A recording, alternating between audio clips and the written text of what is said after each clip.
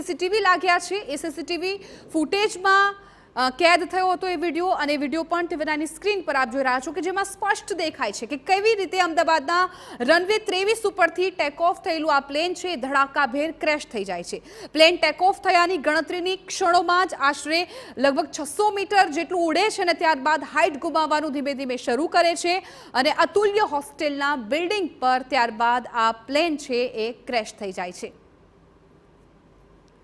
તો ફરી એકવાર એ વિડીયો આપ જુઓ કે જ્યાં સ્પષ્ટપણે જોઈ શકાય છે કે જે આ દુર્ઘટના છે કેટલી સેકન્ડ્સમાં બની ગઈ હતી। જેવું આ પ્લેન છે એ ટેક ઓફ કરે છે, ઉડાન ભરે છે, ધીમે ધીમે ઉડાન ભરવાથી તે આગળ વધતું દેખાઈ રહ્યું છે, પરંતુ એવામાં અચાનક જ શું થયું કે આ પ્લેન છે એ ડાઉન થવા લાગે છે અને સીધું જ થોડી સેકન્ડ્સમાં એ ભડાકો જોવા મળી રહ્યો છે કે જે પ્લેન ક્રેશ થઈ ગયું અને બીજે મેડિકલની જે બોયઝ હોસ્ટેલ છે તેની બિલ્ડિંગ સાથે આ પ્લેન છે એ ટકરાઈ જાય છે। એટલે થોડી સેકન્ડ્સમાં આ આખી દુર્ઘટના છે એ સર્જાઈ ગઈ અને 242ની જિંદગી કે જે આ દુર્ઘટનાની અંદર હોમાય તેવું કહી શકાય। પરંતુ સારી વાત એ છે કે એક વ્યક્તિ જે બચ્યો છે તેનો વિડીયો સામે આવ્યો છે અને સત્તાવાર રીતે 290નો આંકડોની આશંકા અત્યારે વ્યક્ત કરવામાં આવી રહી છે।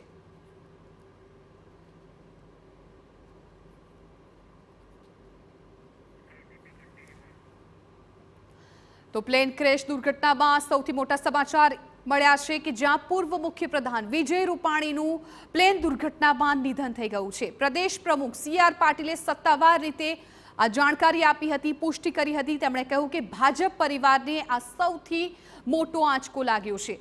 આજે વિજય રૂપાણી કે જેઓ રાજ્યના પૂર્વ મુખ્યપ્રધાન રહી ચૂક્યા છે કે જેઓ પણ આ જ ફ્લાઇટમાં બેઠા હતા, તેઓ લંડન જવાની ઉડાન ભરી રહ્યા હતા અને એ જ દરમિયાન તેમના નિધનના સમાચાર છે તેની સત્તાવાર પુષ્ટિ CR પાટીલે કરી હતી।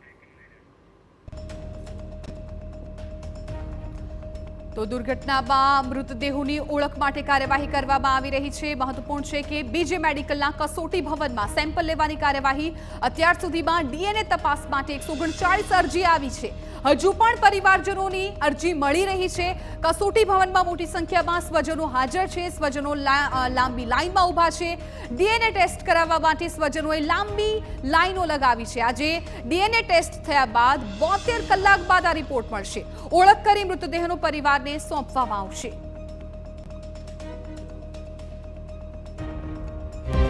આ કાળમુખો દિવસ કોઈ નહીં ભૂલી શકે। કોઈક એમના પરિવારને મળવા જતું હતું, તો કોઈક પોતાના સપના સાકાર કરવા માટે જતું હતું, તો કોઈક સારા પ્રસંગમાં જતું હતું, પરંતુ વિમાન ક્રેશ થયું અને બધા સપના ચકનાચૂર થઈ ગયા। હાલ અમે ઉપસ્થિત છે બીજે કોલેજના કસોટી ભવનમાં કે જ્યાં તમામ સ્વજનો આવ્યા છે અને DNA તપાસની આખી પ્રક્રિયા ચાલી રહી છે। જે વિગતો સામે આવી છે તે પ્રમાણે અત્યાર સુધી 120 લોકોના DNAની તપાસ કરવામાં આવી છે અને અહીંયા તમામ સ્વજનો આવ્યા છે।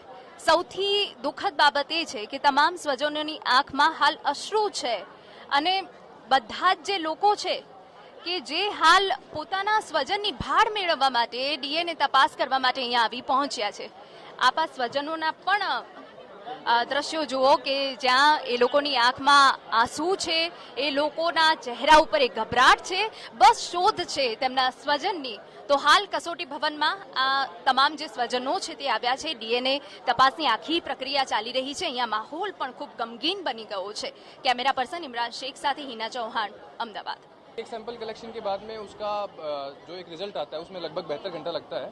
तो दोनों लैब में जाएंगे सैंपल, और उसके सैंपल के आने के बाद में जो उसका मैच करने के बाद में ये कंट्रोल रूम का नंबर हमने दिया है, कई जगह पे डिस्प्ले किया हुआ है, 2 कंट्रोल रूम के नंबर हैं, तो नंबर पे फ़ोन करके पता लग जाएगा। और हम भी इस समय ट्राई करेंगे कि जो भी रिलेटिव्स का नंबर हमने नोट किया है उनको हम सामने से भी ये उनके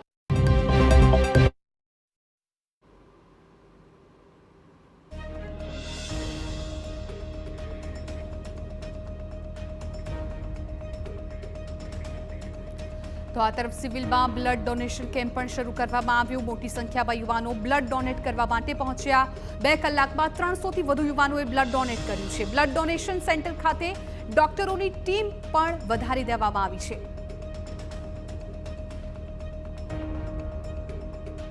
ही श्रेष्ठ सेवा। આજે જે સૌથી મોટી દુર્ઘટના બની છે, વિમાન કે જે દુર્ઘટનાગ્રસ્ત થયું છે તેમાં 242 યાત્રીઓ સવાર હતા. હવે તમામ જે ઘાયલો છે તેમને સિવિલ હોસ્પિટલ લાવવામાં આવ્યા છે, પરંતુ ઘાયલોને પણ લોહીની જરૂર છે. ત્યારે અમે હાજર છીએ સિવિલના એ બ્લડ ડોનેશન કેમ્પમાં કે અત્યારે તાબડતોડ લોકો આવી રહ્યા છે, સેવામાં આવી રહ્યા છે અને પોતાનું બ્લડ ડોનેટ કરી રહ્યા છે. જો વાત કરવામાં આવે તો થોડાક સમયની અંદર ખૂબ જ મોટી સંખ્યામાં લોકો અહીંયા પહોંચી ગયા છે અને પોતાનું બ્લડ ડોનેટ કરી રહ્યા છે. આપણે કેટલાક લોકો સાથે વાત કરવાનો પ્રયત્ન કરીએ. આપ કહાં સે આયે? मैं फूड कॉरपोरेशन ऑफ इंडिया में काम करता हूँ और मैं महाराष्ट्र से हूँ, पर जैसे हमें पता चला ऑफिस के बाद हम तुरंत यहाँ आ गए ब्लड डोनेट करने. એ સિવાય કેટલાક અન્ય લોકો સાથે પણ વાત કરીએ કે જેઓ પણ અહીંયા બ્લડ ડોનેટ કરવા માટે આવ્યા છે. એક માનવતા જ પૂરી પાડી રહ્યા છે કે જ્યાં માનવીની સેવા એ સૌથી શ્રેષ્ઠ સેવા છે. ત્યારે તેમની સાથે જ વાત કરીએ. તમે ક્યાંથી આવ્યા છો? અમદાવાદ. જ્યારે આ દુર્ઘટના વિશે સાંભળ્યું અને તમે તરત અહીંયા બ્લડ ડોનેટ કરવા આવ્યા, હા, જલ્દીથી આવ્યો અમારે.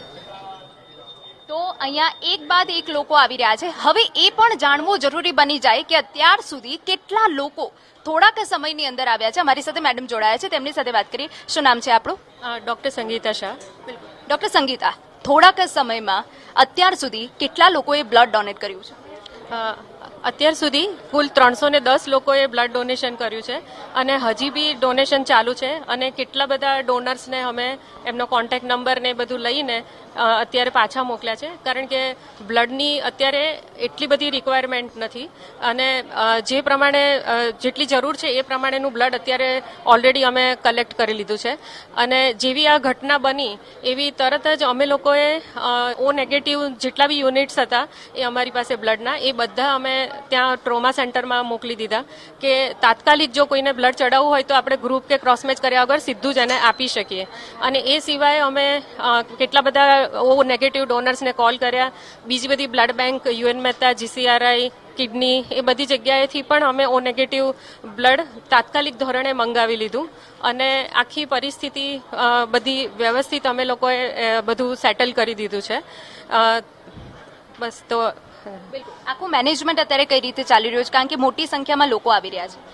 અત્યારે અમારા જે જુનિયર ડોક્ટર એસોસિએશનના બધા ડોક્ટર્સ છે એ લોકો બધા મદદમાં આવી ગયા છે. અમારા જ સ્ટાફના બીજા બધા ફેકલ્ટી લોકો પણ અત્યારે મદદમાં આવી ગયા છે. પેથોલોજી, ફાર્મેકોલોજી, બીજા બધા જે વિભાગો છે એમાંથી બી ડોક્ટર્સ બધા મદદ કરવા માટે, ડોક્ટર્સ, ટેકનિશિયન, નર્સિંગ સ્ટાફ, એ લોકો બધા અહીંયા બ્લડ બેંકમાં મદદ કરવા માટે આવી ગયા છે. અને અમારે અહીંયા જે ઓલરેડી જ્યાં બ્લડ ડોનેશન થાય છે એ ત્યાં તો ચાલુ જ છે. એ ઉપરાંત અમારો જે સેમિનાર હોલ છે એમાં પણ અમે ડોનર ચેર મૂકીને અને ત્યાં પણ બ્લડ લેવાનું બધે શરૂ કરી દીધું છે. એટલે ચારે બાજુ આ રીતે કામ થઈ રહ્યું છે. એટલે કે ચારે બાજુથી જેટલી માનવ સેવા થાય, જેટલું બ્લડ એકઠું થાય તેવા પ્રયાસો કરવામાં આવી રહ્યા છે, કેમ કે દુર્ઘટના ખૂબ મોટી છે, ઘાયલોની પણ સંખ્યા એટલી મોટી છે અને તેમના માટે પૂરતી સારવાર મળી રહે, તેમને કોઈ પણ પ્રકારની તકલીફ ન પડે તે માટે અત્યારે સિવિલ સજ્જ બની ગયું છે. કેમેરા પર્સન ઇમરાન શેખ સાથે હિના ચૌહાણ, અમદાવાદ.